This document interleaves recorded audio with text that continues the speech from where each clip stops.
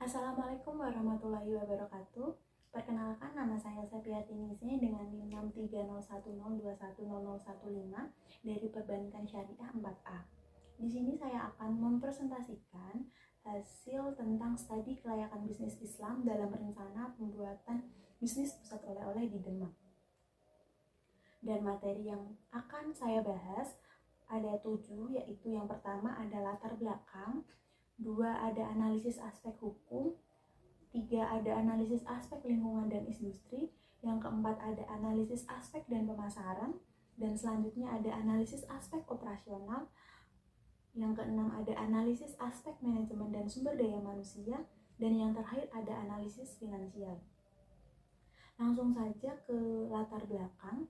Jadi Demak terkenal dengan Masjid Agungnya. Hal inilah yang menjadikan Demak salah satu kota dengan destinasi wisata yang sangat populer di Jawa Tengah. Nilai filosofis pada arsitektur masjid menjadi keunikan yang mungkin saja tidak dapat ditemui pada destinasi wisata lain. Dengan adanya potensi wisata di Demak, maka sebuah kota akan menjadi tujuan wisatawan juga untuk menjadi pusat untuk mencari oleh-oleh khas kota tersebut. Demak memiliki banyak makanan khas, serta banyak kerajinan tangan, dan ketika kegiatan wisata dalam suatu kota berjalan, harapannya UMKM dalam kota tersebut juga ikut terberdaya. Salah satu peluang bisnis yang sangat menjanjikan dan cocok untuk dijalankan di kota Demak adalah bisnis pusat oleh-oleh. Karena sudah banyak diketahui, industri oleh-oleh biasanya dijumpai pada kota-kota yang banyak destinasi wisatanya, dan hampir setiap kota memiliki industri oleh-oleh. Oleh-oleh khas Demak sangat bermacam jenisnya, seperti batik khas Demak, koktail belimbing, botok telur asin, kerajinan kaligrafi, gebyok ukir, dan masih banyak lainnya. Maka, dalam kesempatan kali ini, saya ingin merencanakan studi kelayakan bisnis Islam dengan usaha yang ingin saya jalankan adalah pusat oleh-oleh di kota Demak. Tujuan dari rencana studi kelayakan bisnis Islam ini adalah untuk memberikan gambaran mengenai bisnis oleh-oleh berdasarkan prinsip dan aspek ekonomi, serta untuk mengetahui apakah bisnis pusat oleh-oleh dapat dijalankan efektif, efisien, serta menguntungkan secara finansial. Adapun manfaat ekonomi, yang pertama, meningkatkan perekonomian lokal, yaitu dengan menarik wisatawan dan pengunjung yang mencari oleh-oleh khas daerah. Dan manfaat lainnya, meningkatkan lapangan pekerjaan. Pembuatan bisnis pusat oleh-oleh dapat memberi peluang kerja bagi para penduduk setempat, mulai dari pekerja produksi, marketing, hingga administrasi. Dan manfaat ekonomi yang terakhir, itu ada meningkatkan nilai tambah SDA, karena banyaknya produk makanan dan kerajinan yang memanfaatkan sumber daya alam di kota tersebut. Sedangkan untuk manfaat sosial, yang pertama, melestarikan budaya dan tradisi, mulai dari makanan khas dan kerajinan tangan. Dan manfaat yang kedua, meningkatkan keterampilan dan penghasilan masyarakat dalam inovasi bisnis makanan dan kerajinan tangan. Materi yang selanjutnya mengenai analisis aspek hukum. Analisis aspek hukum di sini ada beberapa.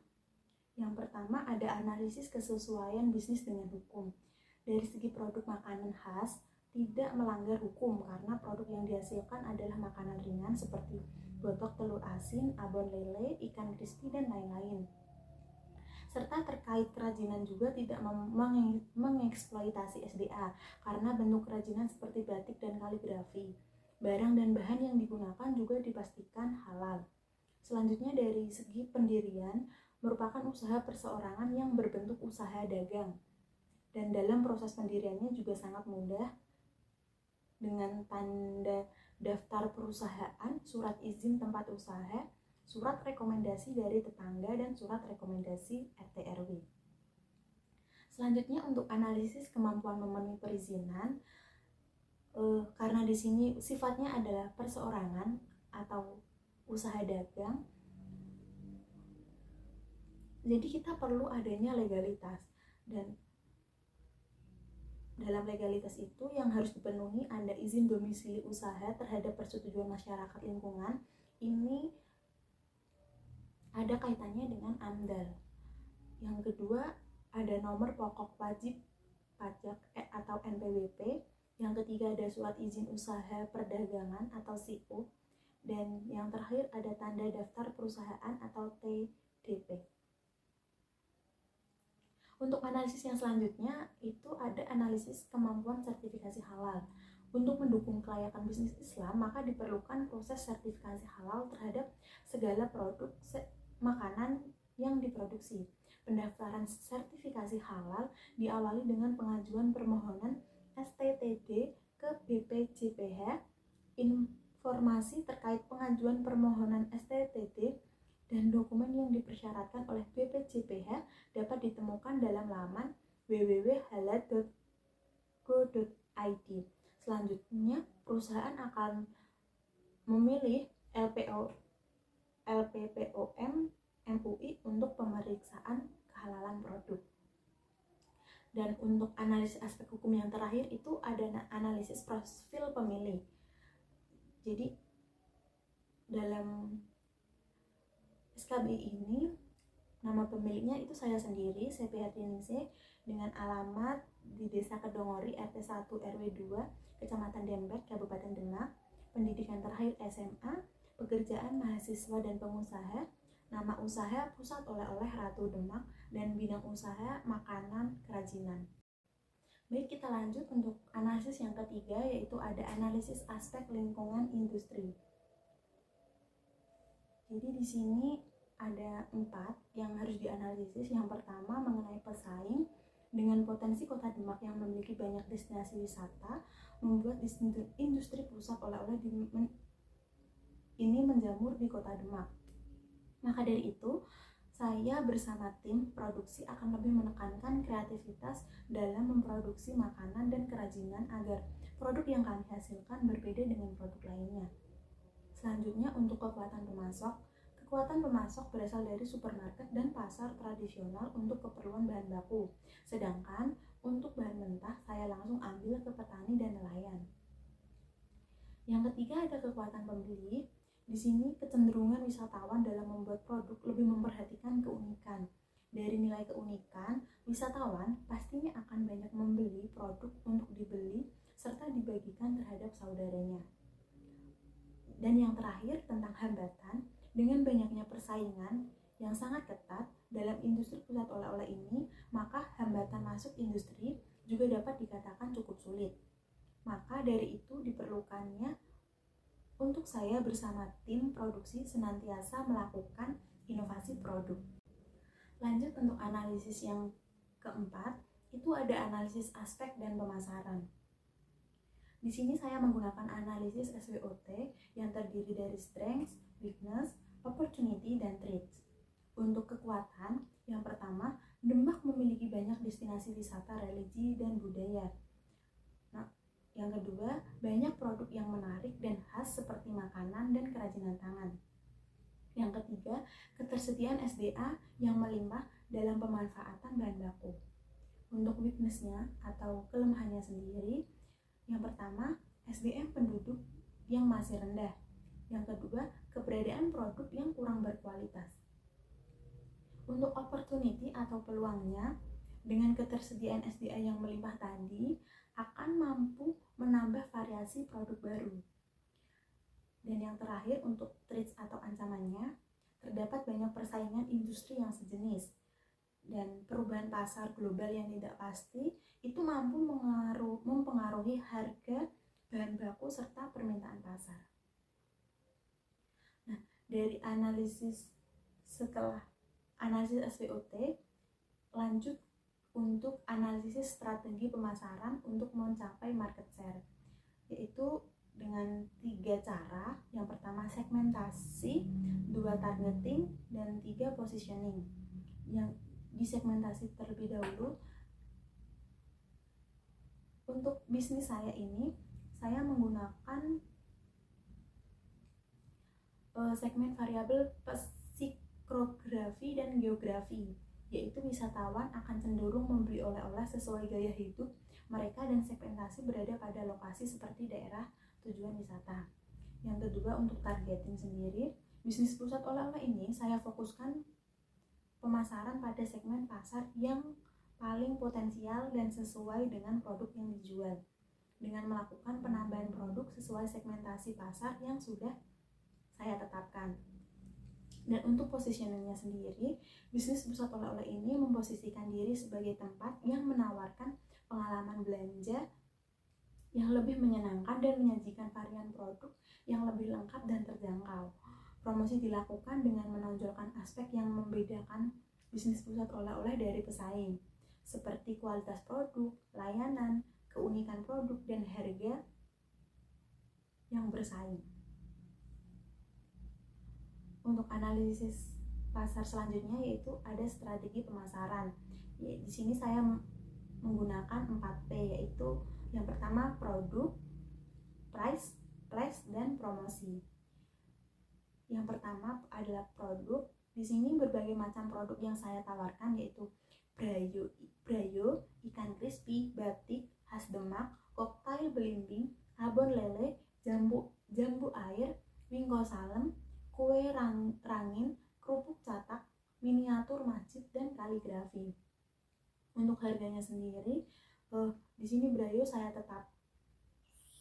beri harga dengan 15.000 per 50 gram, ikan crispy dengan harga 15.000, batik khas Demak mencapai 50.000 sampai 150.000, koktail belimbing 7.000, abon lele 15.000, jambu air 15.000 per kilo, wingko salem 15.000 per bag, kue rangin 20.000 per bag, miniatur Masjid Agung mencapai 50.000 sampai 200.000, dan yang terakhir ada kaligrafi dengan harga 200 sampai 300.000. Untuk tempatnya sendiri, di sini berada di pusat kota Demak, yaitu dekat dengan alun-alun. Dengan pemilihan tempat yang sangat strategis, diharapkan akan mampu menjangkau pasar, yaitu wisatawan yang berkunjung di kota Demak. Selanjutnya yang terakhir ada promosi. Di sini dari mulut ke mulut dan melalui media cetak seperti brosur yang disebarluaskan di tempat wisata, dan terakhir memasarkan secara online. Untuk selanjutnya ada analisis aspek operasional. Di sini ada beberapa yang harus dianalisis. Yang pertama ada analisis produk sesuai prinsip Islam. Dalam melakukan produksi bisnis pusat oleh-oleh, di sini sudah menerapkan sesuai kaidah dalam Islam, yaitu selalu memproduksi barang yang halal dan segar, serta bahan baku yang diperoleh dari petani dan nelayan. Hal ini akan menjadi proses ambil tanam, jadi tidak ada proses merusak lingkungan karena setiap harinya selalu memperbarui sumber daya. Selanjutnya untuk analisis aspek produksi, tempat ini berada di pusat kota Demak.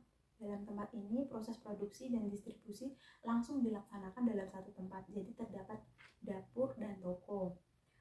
Yang kedua ada analisis bahan baku. Untuk bahan baku sendiri seperti tepung, gula, garam, bahan dapur lainnya kita mengambil di supermarket dan pasar tradisional di Demak. Sedangkan untuk bahan mentah seperti lele, bayam, kita ambil langsung dari petani atau nelayan di daerah setempat. Untuk yang selanjutnya ada analisis layout pabrik. Penentuan tata ruang usaha bisnis oleh-oleh dilakukan dengan tersusun rapi sesuai barang yang diproduksi. Terdapat 2 ruang, yaitu untuk proses distribusi dan proses produksi. Untuk proses produksi terdapat di belakang dengan tata ruang yang berbeda. Setiap ruang fokus dengan satu produk yang dihasilkan. Sedangkan dalam proses distribusi terdapat di depan dengan penataan tata ruang khusus makanan dan kerajinan. Untuk analisis yang terakhir yaitu mengenai analisis kesiapan teknologi. Di sini teknologi yang digunakan masih cukup sederhana seperti alat rumah tangga pada umumnya, karena pada proses produksi makanan masih dengan cara sederhana.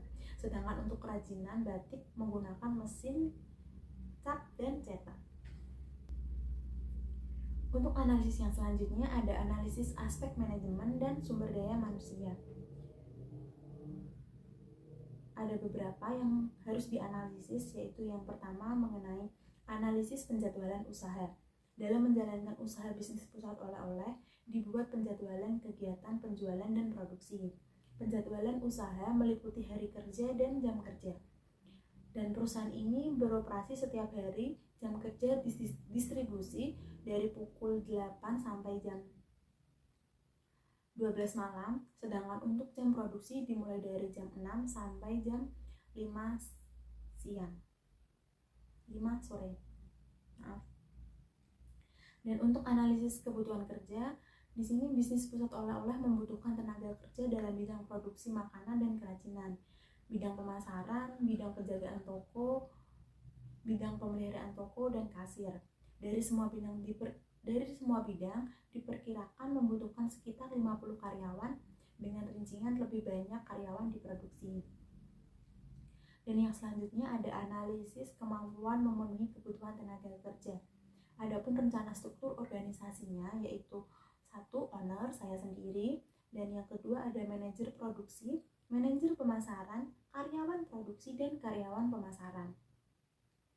Job deskripsinya, owner mengatur dan memimpin jalannya bisnis. Yang kedua ada manajer produksi, mengatur dan mengawasi jalannya proses kegiatan produksi dan masing-masing produk oleh-oleh. Yang kedua ada manajer pemasaran, mengatur dan mengawasi proses pemasaran. Lalu ada karyawan produksi, melakukan kegiatan produksi sesuai perintah manajer. Dan yang terakhir ada karyawan pemasaran. Di sini karyawan pemasaran melakukan kegiatan pemasaran sesuai perintah manajer pemasaran. Dan analisis yang terakhir ada analisis finansial. Yang pertama ada analisis kebutuhan investasi. Jadi analisis investasi di sini adalah analisis yang nantinya akan jadi aset dari perusahaan pusat oleh-oleh ini. Yang pertama itu ada kompor sebanyak 5 dengan harga satuannya itu 200.000. Terus ada oven besar harga 500.000 dengan jumlah 1, alat pemotong dengan harga 50.000, 1 set alat penggorengan itu terdapat 3 set dengan harga satuannya 170, alat cetak kue rangin di sini dengan jumlahnya 5 dengan harga satuannya 25. Selanjutnya ada toples besar sebanyak 10 dengan harga satuan 15.000. Selanjutnya ada tempat sampah dengan jumlah 10 dengan harga satuannya 15.000. Selanjutnya ada 1 set alat membatik dengan harga satuan 500.000 dengan jumlah 3. Lanjut ada alat dapur. Di sini ada 6 alat dapur dengan harga 50.000. Selanjutnya ada lampu jumlah 10 dengan harga 50.000.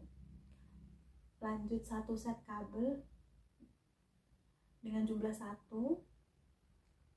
dengan harga 100.000 dan saklar lampu itu 5.000 dengan jumlah 10. Jadi di sini totalnya ada analisis kebutuhan investasinya itu mencapai 5.385.000. Dan selanjutnya ada analisis biaya operasional. Di analisis biaya operasional ini setiap harinya mengeluarkan biaya operasional. Jadi yang pertama ada blimbing. Setiap hari membeli 5 kilo dengan harga per kilonya 15.000. Ada ikan mujair 5 kilo per hari dengan harga satuannya 10.000. Bayam kita beli 10 ikat per hari dengan harga satuan 5.000. Lanjut ada ikan lele, kita membeli dengan harga 10 kilo per hari dengan harga per kilonya 20.000. Ada jambu air dengan harga 20.000. Pengeluarannya mencapai 20 kilo per hari. Ada tepung terigu 10.000, setiap harinya kita mengeluarkan 20 kilo. Ada tepung beras dengan harga 6.000, setiap harinya juga membutuhkan 10 kilo. Ada kelapa dengan harga 8.000, setiap harinya mengeluarkan 10 biji. Ada bambu dengan harga 15.000, setiap harinya mengeluarkan 10 biji. Ada figura dengan harga 35, setiap harinya mengeluarkan 10 biji. Dan kain putih dengan harga 20.000, setiap harinya mengeluarkan 10 biji. Dan satu set bumbu dapur dengan harga 25.000, setiap harinya mengeluarkan 2 set. Dalam analisis biaya operasional ini, total yang dikeluarkan ada 1.865.000. Dan yang terakhir ada analisis biaya operasional pendukung. Di sini seperti kemasan plastik harga 70.000 2 pak. Ada kemasan toples harga 5.000 dengan jumlah 50 biji. Lanjut ada label produk, harga satuannya 500 dengan isi 500 biji, dan tabung gas 150.000 per satuannya, dan kita membeli 5. Total dari analisis biaya operasional pendukung ini mencapai Rp1.390.000. Jadi total biaya keseluruhan yaitu yang pertama tadi kebutuhan investasi itu mencapai 5.385.000, dan yang kedua ada kebutuhan operasional biayanya mencapai 1.865.000, dan yang terakhir kebutuhan biaya pendukung mencapai Rp1.390.000. Kesimpulan dari studi kelayakan bisnis ini yaitu tentang rencana pembuatan bisnis pusat oleh-oleh, menurut saya layak untuk dijalankan karena bahan yang didapatkan sudah halal, dan ada rencana untuk sertifikasi halal dan legalitas. Dan mengenai tempat juga berada di keramaian, dan untuk selanjutnya masalah finansial juga sangat cukup menguntungkan. Mungkin itu yang bisa saya sampaikan. Terima kasih. Wassalamualaikum warahmatullahi wabarakatuh.